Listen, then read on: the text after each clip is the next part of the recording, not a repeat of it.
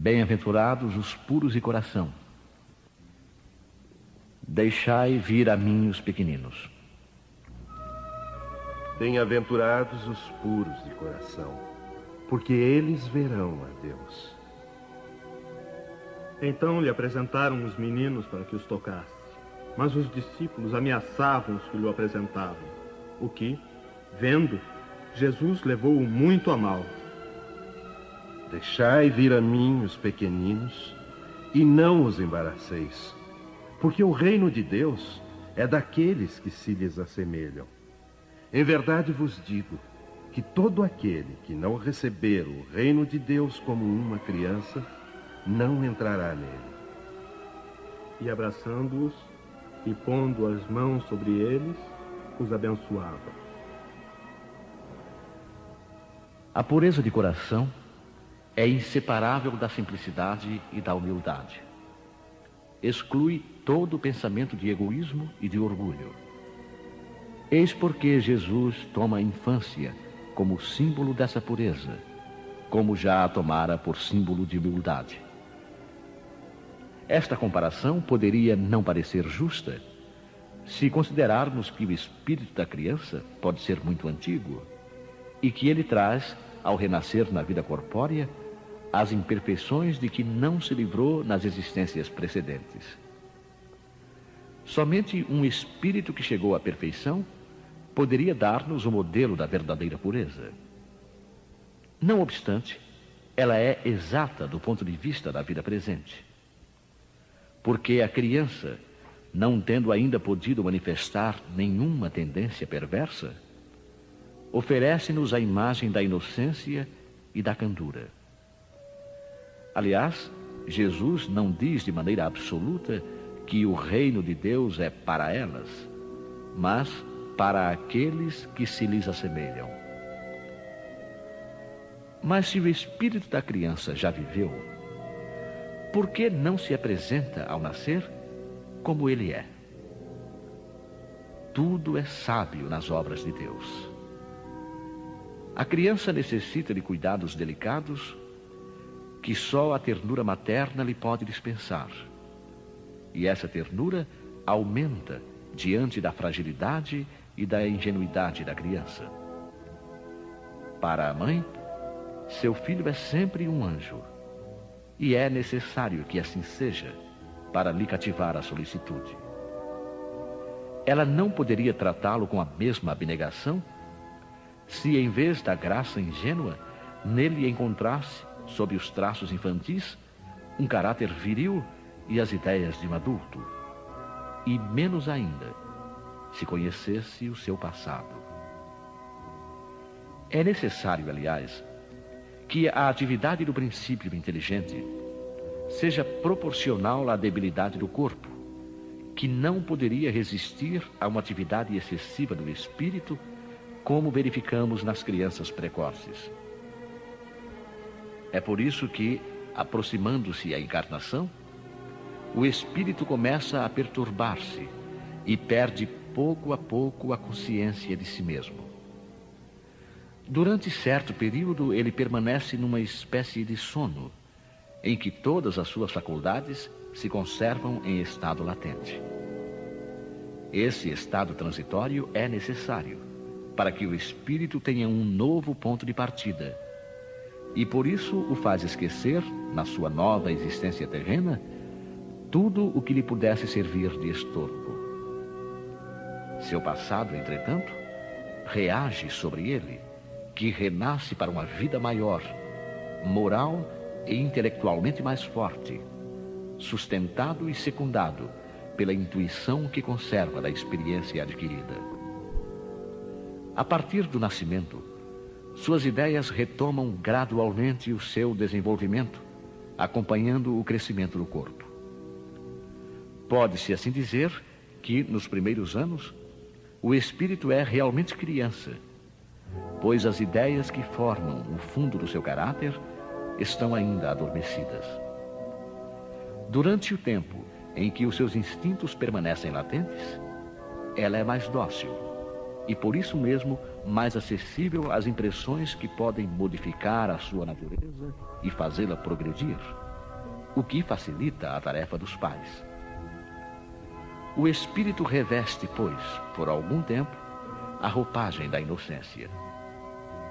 E Jesus está com a verdade, quando, apesar da anterioridade da alma, toma a criança como símbolo da pureza e da simplicidade. Pecado por pensamentos e adultério. Ouvistes o que foi dito aos antigos: não adulterarás. Eu, porém, vos digo que todo o que olhar para uma mulher, cobiçando-a, já no seu coração adulterou com ela. A palavra adultério não deve ser aqui entendida no sentido exclusivo de sua acepção própria, mas com sentido mais amplo, para designar o mal, o pecado e todos os maus pensamentos, como por exemplo nesta passagem: porque se nesta geração adúltera e pecadora alguém se envergonhar de mim e de minhas palavras, também o Filho do Homem se envergonhará dele quando vier na glória de seu Pai, acompanhado dos santos anjos. A verdadeira pureza não está apenas nos atos, mas também no pensamento, pois aquele que tem o coração puro nem sequer pensa no mal. Foi isso que Jesus quis dizer, condenando o pecado mesmo em pensamento, porque ele é um sinal de impureza. Este princípio leva-nos naturalmente a esta questão: sofrem-se as consequências de um mau pensamento que não se efetivou? Temos de fazer aqui uma importante distinção. À medida que a alma, comprometida no mau caminho, avança na vida espiritual, vai se esclarecendo e pouco a pouco se liberta de suas imperfeições, segundo a maior ou menor boa vontade que emprega, em virtude do seu livre-arbítrio. Todo mau pensamento é, portanto, o resultado da imperfeição da alma. Mas, de acordo com o desejo que tiver de se purificar, até mesmo esse mau pensamento se torna para ela um motivo de progresso, porque o repele com energia. É o sinal de uma mancha que ela se esforça por apagar. Assim, não cederá à tentação de satisfazer um mau desejo, e após haver resistido, sentir-se-á mais forte e contente com a sua vitória. Aquela que, pelo contrário, não tomou boas resoluções, ainda busca a ocasião de praticar o mau ato. E, se não o fizer, não será por não querer, mas apenas por falta de circunstâncias favoráveis. Ela é, portanto, tão culpada como se o houvesse praticado. Em resumo, a pessoa que nem sequer concebe o mau pensamento já realizou o progresso. Aquela que ainda tem esse pensamento, mas o repele, está em vias de realizá-lo. E por fim, aquela que tem esse pensamento e nele se compraz, ainda está sob toda a força do mal. Numa, o trabalho está feito. Nas outras, está por fazer. Deus, que é justo, leva em conta todas essas diferenças na responsabilidade dos atos e dos pensamentos do homem.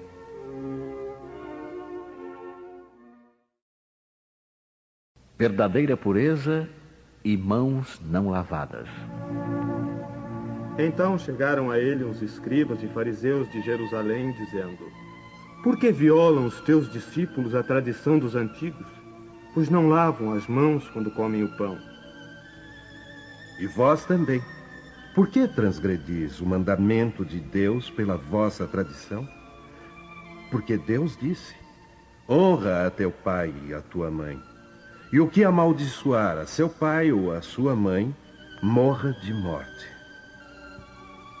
Vós outros, porém, dizeis: qualquer que disser a seu pai ou a sua mãe, toda oferta que faço a Deus te aproveitará a ti, está cumprindo a lei. Pois é certo que o tal não honrará a seu pai ou a sua mãe. Assim é que vós tendes feito vão o mandamento de Deus pela vossa tradição. Hipócritas, bem profetizou de vós outros Isaías quando diz: este povo honra-me com os lábios, mas o seu coração está longe de mim. Em vão, pois, me honram, ensinando doutrinas e mandamentos que vêm dos homens. E chamando a si as turbas. Ouvi e entendei. Não é o que entra pela boca o que faz imundo o homem, mas o que sai da boca. Isso é que faz o homem imundo. Então, chegando-se a ele, os discípulos lhe disseram: sabes que os fariseus, depois que ouviram o que dissestes, ficaram escandalizados? Toda a planta que meu pai não plantou será arrancada pela raiz. Deixai-os. Cegos são e condutores de cegos.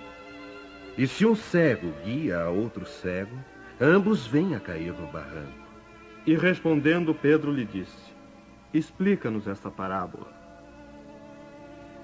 Também vós outros estáis ainda sem inteligência? Não compreendeis que tudo que entra pela boca desce ao ventre e se lança depois no lugar escuso? Mas as coisas que saem da boca vêm do coração, e estas são as que fazem o homem imundo.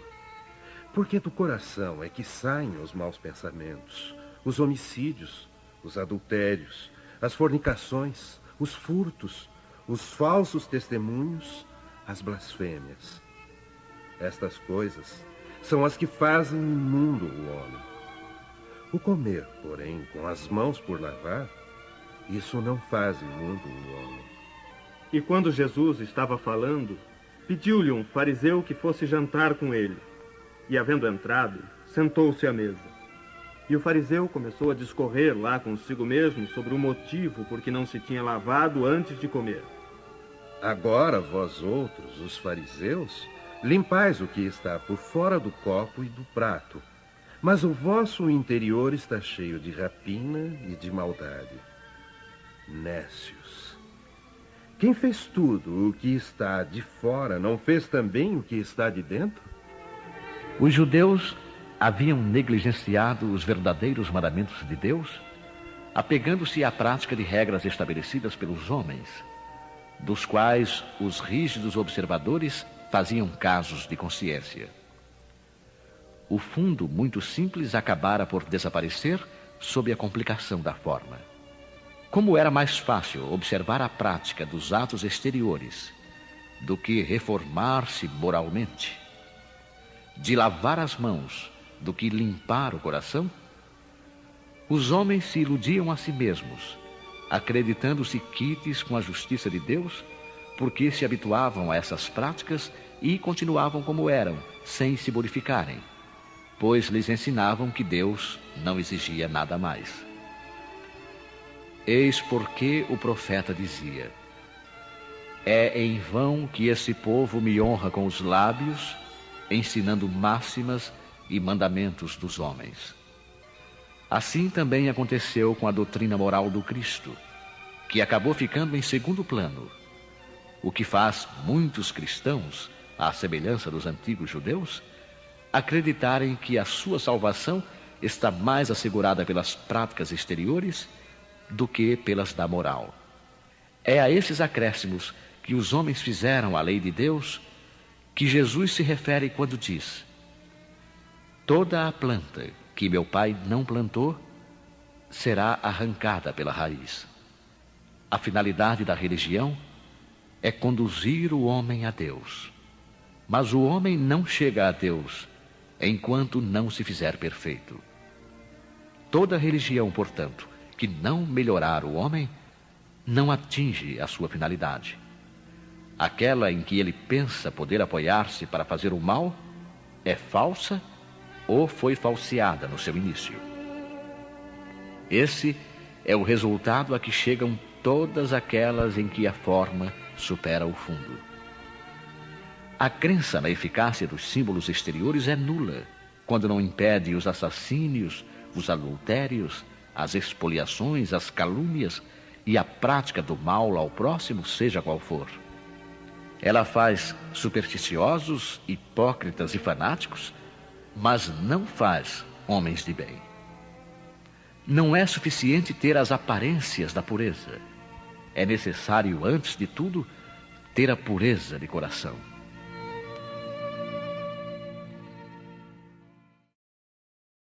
Escândalos. Cortar a mão. O que escandalizar, porém, a um destes pequeninos que creem em mim, melhor lhe fora que se lhe pendurasse ao pescoço uma mó de atáfona e o lançassem ao fundo do mar.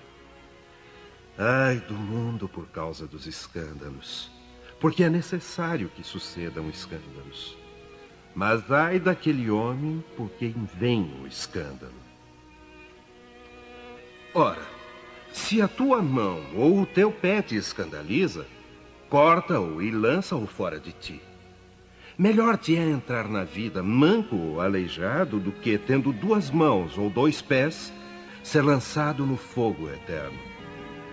E se o teu olho te escandaliza, tira-o e lança-o fora de ti. Melhor te é entrar na vida com um só olho do que, tendo 2, ser lançado no fogo do inferno. Vede, não desprezeis algum destes pequeninos, porque eu vos declaro que os meus anjos no céu, incessantemente, estão vendo a face de meu Pai que está nos céus.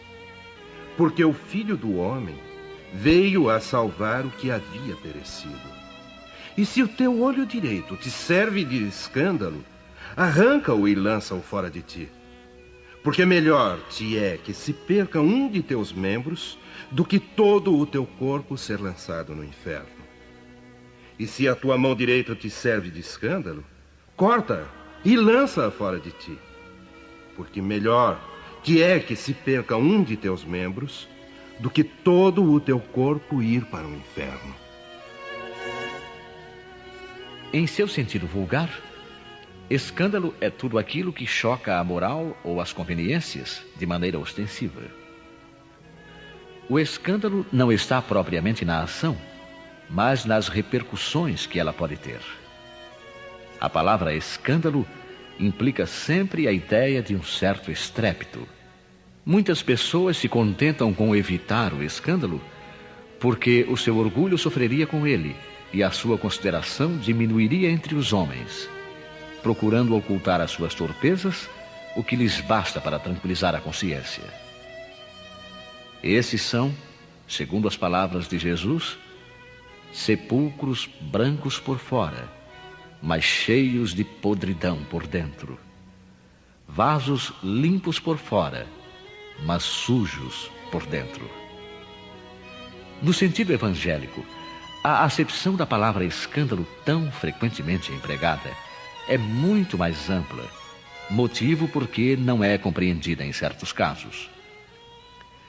Escândalo não é somente o que choca a consciência alheia, mas tudo o que resulta dos vícios e das imperfeições humanas. Todas as más ações de indivíduo para indivíduo, com ou sem repercussões. O escândalo, nesse caso, é o resultado efetivo do mal moral.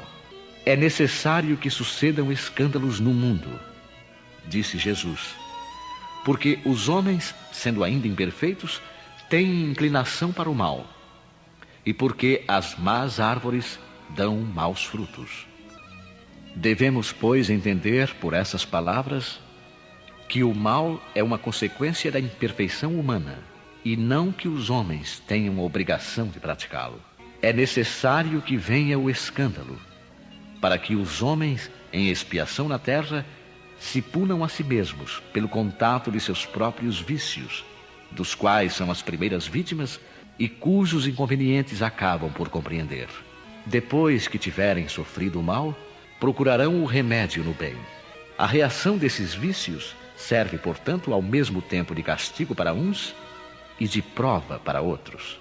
É assim que Deus faz sair o bem do mal e que os próprios homens aproveitam as coisas más ou desagradáveis.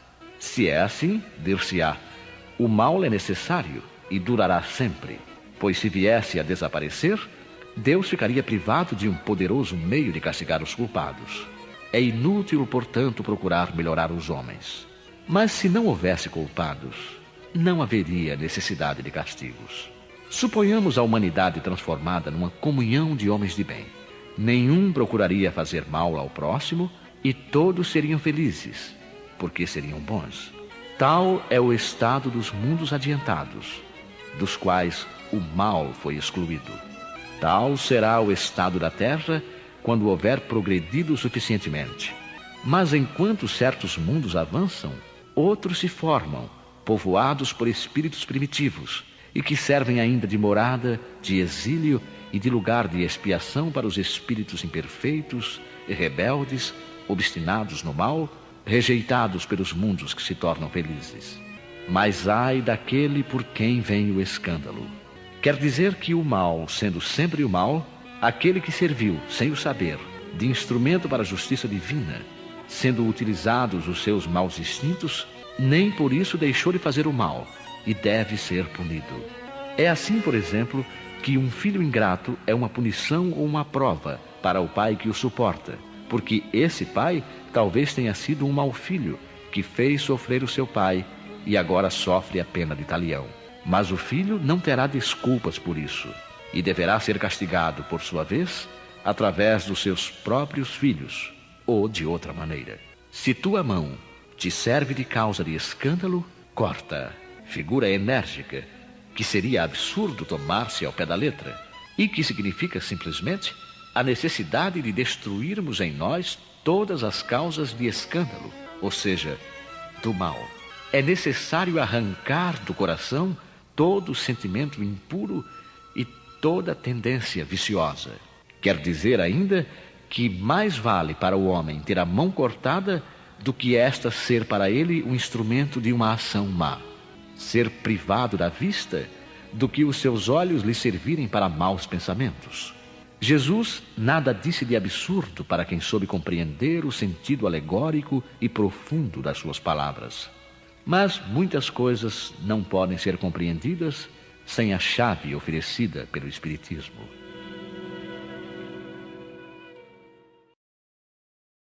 Instruções dos Espíritos. Deixai vir a mim os pequeninos. João, o Evangelista. Disse o Cristo: deixai vir a mim os pequeninos. Essas palavras tão profundas na sua simplicidade não fazem apenas um apelo às crianças, mas também às almas que gravitam nos círculos inferiores, onde a desgraça desconhece a esperança. Jesus chamava a si a infância intelectual da criatura formada, os fracos, os escravos, os viciosos. Ele nada podia ensinar à infância física, presa na matéria, sujeita ao jugo dos instintos e ainda não integrada na ordem superior da razão e da vontade que se exerce em torno dela em seu benefício. Jesus queria que os homens se entregassem a ele com a confiança desses pequenos seres de passos vacilantes, cujo apelo lhe conquistaria o coração das mulheres, que são todas mães. Assim ele submetia as almas à sua terna e misteriosa autoridade. Ele foi a flama que espancou as trevas, o clarim matinal que tocou a alvorada. Foi o iniciador do espiritismo que deve, por sua vez, chamar a si, não as crianças, mas os homens de boa vontade. A ação viril está iniciada. Não se trata mais de crer instintivamente e obedecer de maneira mecânica. É necessário que o homem siga a lei inteligente que lhe revela a sua universalidade. Meus bem-amados, eis chegados os tempos em que os erros explicados se transformarão em verdades. Nós vos ensinaremos o verdadeiro sentido das parábolas. Nós vos mostraremos a correlação poderosa que liga o que foi ao que é. Eu vos digo em verdade, a manifestação espírita se eleva no horizonte, e eis aqui o seu enviado que vai resplandecer como o sol sobre o cume dos montes.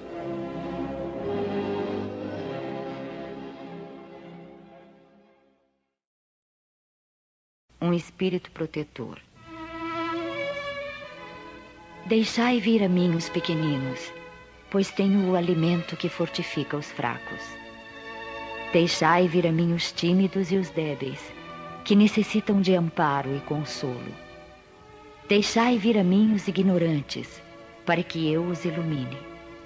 Deixai vir a mim todos os sofredores, a multidão dos aflitos e dos infelizes, e eu lhes darei o grande remédio para os males da vida, revelando-lhes o segredo da cura de suas feridas. Qual é, meus amigos, esse bálsamo poderoso, de tamanha virtude, que se aplica a todas as chagas do coração e as cura? É o amor, é a caridade. Se tiverdes esse fogo divino, o que havereis de temer? A todos os instantes de vossa vida direis: meu Pai, que se faça a tua vontade e não a minha. Se te apraz experimentar-me pela dor e pelas tribulações, bendito sejas, porque é para o meu bem, eu o sei, que a tua mão pesa sobre mim. Se te agrada, Senhor, apiedar-te de tua frágil criatura, dá-lhe ao coração as alegrias puras, bendito sejas também. Mas faze que o amor divino não se amorteça na sua alma, e que incessantemente suba aos teus pés a sua prece de gratidão. Se tiverdes amor, tendes tudo o que mais se pode desejar na terra, pois tereis a pérola sublime, que nem as mais diversas circunstâncias, nem os malefícios dos que vos odeiam e perseguem, poderão jamais arrebatar.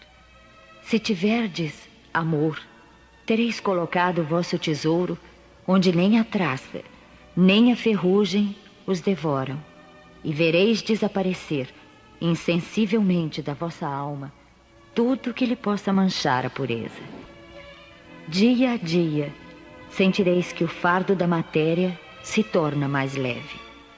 E como um pássaro que voa nos ares e não se lembra da terra, subireis incessantemente, subireis sempre, até que a vossa alma, inebriada, se impregne da verdadeira vida no seio do Senhor.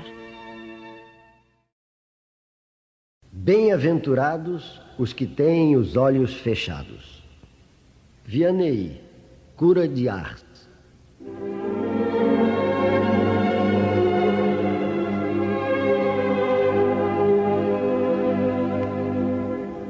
Meus bons amigos, por que me chamastes? Para que eu imponha as mãos sobre esta pobre sofredora que está aqui e a cure? Ah, que sofrimento, bom Deus! Perdeu a vista e as trevas se fizeram para ela. Pobre criança, que ore e espere. Eu não sei fazer milagres, eu, sem a vontade do bom Deus. Todas as curas que obtive e que conheceis, não as atribuais senão àquele que é o Pai de todos nós. Nas vossas aflições, voltai sempre os vossos olhos para o céu e dizei do fundo do vosso coração: meu Pai, curai-me. Mas fazei que a minha alma doente seja curada antes das enfermidades do corpo. Que minha carne seja castigada, se necessário, para que minha alma se eleve para vós com a brancura que possuía quando a criastes. Após esta prece, meus bons amigos, que o bom Deus sempre ouvirá, a força e a coragem vos serão dadas, e talvez também a cura que temerariamente pedistes, como recompensa da vossa abnegação. Mas desde que aqui me encontro, numa assembleia em que se trata sobretudo de estudar, eu vos direi que os que estão privados da vista deviam considerar-se como os bem-aventurados da expiação.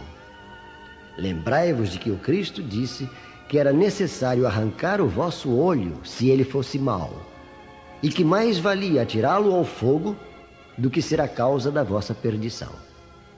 Ah, quantos existem na terra que um dia maldirão nas trevas por terem visto a luz? Ah, sim, como são felizes os que na expiação foram punidos pelos olhos. Seu olho não será causa de escândalo e de queda, e eles podem viver completamente a vida das almas, podem ver mais do que vós que tendes boa visão. Quando Deus me permite abrir as pálpebras de algum desses pobres sofredores e devolvê-lo à luz, digo a mim mesmo: alma querida, por que não conheces todas as delícias do Espírito que vive de contemplação e de amor? Então não pedirias para ver as imagens menos puras e menos suaves que aquelas que podes entrever na tua cegueira. Ah, sim. Bem-aventurado o cego que quer viver com Deus. Mais feliz do que vós que estáis aqui, ele sente a felicidade, pode tocá-la, vê as almas e pode lançar-se com elas nas esferas espirituais que nem mesmo os predestinados da vossa terra conseguem ver. O olho aberto está sempre pronto a fazer a alma cair. O olho fechado, pelo contrário, está sempre pronto a fazê-la subir até Deus. Crede-me, meus bons e queridos amigos, a cegueira dos olhos é quase sempre a verdadeira luz do coração, enquanto a vista é quase sempre o anjo tenebroso que conduz à morte. E agora, algumas palavras para ti, minha pobre sofredora. Espera e tem coragem. Se eu te dissesse: minha filha, teus olhos vão abrir-se, como ficarias alegre? E quem sabe se esta alegria não te perderia? Tem confiança no bom Deus que fez a felicidade e permite a tristeza. Fazei tudo o que me for permitido em teu favor, mas, por tua vez, ora. E, principalmente, pensa em tudo o que venho de dizer-te. Antes de me afastar, vós todos que estáis aqui, recebei a minha bênção.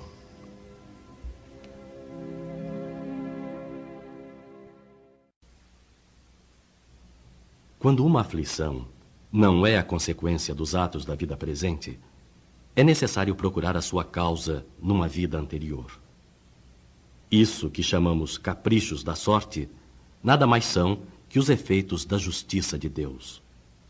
Ele não aplica punições arbitrárias, pois quer sempre que entre a falta e a pena exista correlação.